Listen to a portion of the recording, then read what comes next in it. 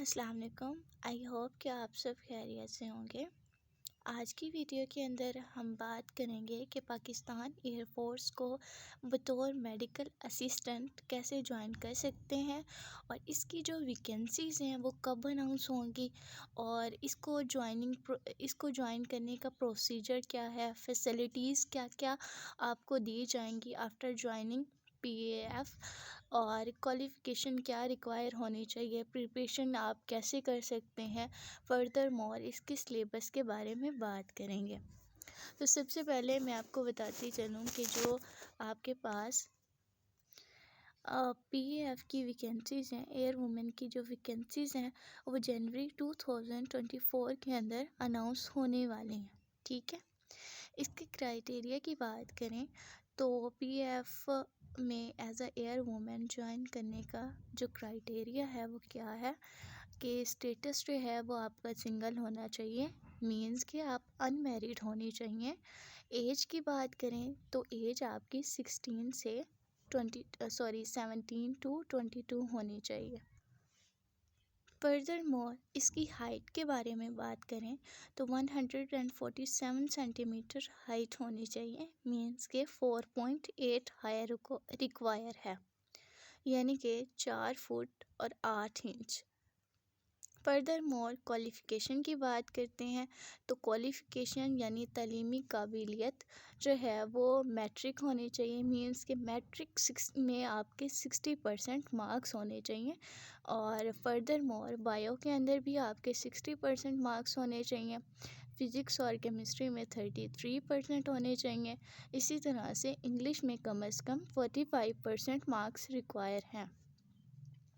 लेकिन अगर आपके अप्लाई कर लेते हो, मींस कि 60% आपके मार्क्स हैं ओवरऑल, तो अगर आप अप्लाई करोगे तो आपका अप्लाई तो हो जाएगा, लेकिन फिर बाद में आपको एक और मसले का सामना करना पड़ेगा कि जब आप टेस्ट देने जाओगे तो सबसे पहले आपके डॉक्यूमेंट्स जो हैं वो वेरीफाई किए जाते हैं और जब वेरीफाई किए जाएंगे तो उसमें अगर आपकी बायो के 60% से कम होंगे मार्क्स और इसी तरह से फ़िज़िक्स और केमिस्ट्री के या फिर कम हो सकते हैं या फिर इंग्लिश के कम हो सकते हैं, तो आपको टेस्ट अटैम्प्ट नहीं करने दिया जाएगा।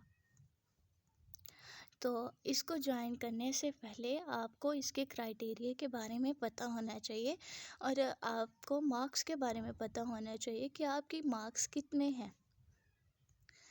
Further more all over Pakistan से लोग अप्लाई कर सकते हैं। इसका जो लिंक है वो मैंने यहाँ पे शेयर कर दिया। इसके अलावा बात करते हैं स्टेप्स की कि पीएएफ को जो है वो ज्वाइन करने के लिए कौन कौन से स्टेप्स से आपको गुजरना पड़ता है। सबसे पहला मरहला जो है वो रजिस्ट्रेशन का है। रजिस्ट्रेशन आपकी ऑनलाइन होती है, ठीक है, फ्री ऑफ कॉस्ट होती है रजिस्ट्रेशन। फर्दर मोर इसका जो इनिशियल टेस्ट है, ठीक है, इसके इनिशियल टेस्ट के बारे में आगे हम बात करेंगे कि इसकी प्रिपरेशन कैसे कर सकते हो और इसके अंदर क्या क्या जो है सिलेबस शामिल है। आगे चलते हैं। आगे इनिशियल मेडिकल है। जैसे ही आपका टेस्ट क्लियर होता है तो आपको मेडिकल के लिए बुलाया जाता है, ठीक है, आपका मेडिकल होता है, उसके बाद आपका इंटरव्यू होता है, सही है। इंटरव्यू के बाद आपने जो इनिशियल टेस्ट दिया होता है उसकी मेरिट लिस्ट लगती है। अगर आपका मेरिट लिस्ट में नाम आ जाता है तो फिर आपको मेडिकल के लिए यानी कि फ़ाइनल मेडिकल के लिए बुलाया जाता है और फिर फ़ाइनल इंटरव्यू के लिए। और फर्दर जब आपका मेडिकल और फाइनल इंटरव्यू क्लियर हो जाता है तो फिर आपको ट्रेनिंग के लिए कराची भेज दिया जाता है। आगे चलते हैं। इसकी फैसिलिटीज़ की बात करते हैं कि अगर आप पाकिस्तान पीएएफ को फ़ीमेल मेडिकल असिस्टेंट ज्वाइन करते हैं तो आपको क्या क्या फैसिलिटीज़ जो हैं वो दी जाती हैं। फ्री मैस, मीन्स कि आपका खाना पीना जो है वो फ्री होता है। Medical treatment for self, family and parents, medical treatment जो है वो भी फ्री दिया जाता है आपकी फैमिली को, आपको, आपके पेरेंट्स को। Further more abroad deputation means कि आपको बैरून ममालिक भी भेजा जाता है काम के सिलसिले में। तो उसमें ये है कि आपको उसी कंट्री के अकॉर्डिंग जो है पेमेंट दी जाती है, मीन्स कि आपकी सैलरी होती है। आपको जो 50% एयर फॉर ट्रैवल के अंदर जो है वो फ्री दिया जाता है, मीन्स के 50% ऑफ दिया जाता है एयर ट्रैवल में, 50% ऑफ दिया जाता है आपको रेलवे ट्रैवल में, सही है। इसके अलावा फ्री यूनिफॉर्म दिया जाता है और फ्री एकोमोडेशन दी जाती है, मीन्स कि आपकी रिहाइश वगैरह सारा कुछ फ्री ऑफ कॉस्ट होता है। और इसकी सैलरी की बात करें तो इसकी सैलरी जो स्टार्टिंग सैलरी है 30,000 से स्टार्टिंग सैलरी है, आगे फिर इंक्रीज़ होती जाती है। अगर हम इसके सिलेबस की बात करते हैं तो एयर वुमेन का जो सिलेबस है उसके अंदर आपका intelligence test, English, physics, bio और पर्सनैलिटी टेस्ट इंक्लूड होता है। और ये सारा जो टेस्ट होता है एमसीक्यूज़ बेस होता है, सही है। अब फर्दर हम आगे बात करेंगे कि हर सब्जेक्ट के एमसीक्यूज़ कितने आते हैं और टाइम कितना आपको दिया जाता है।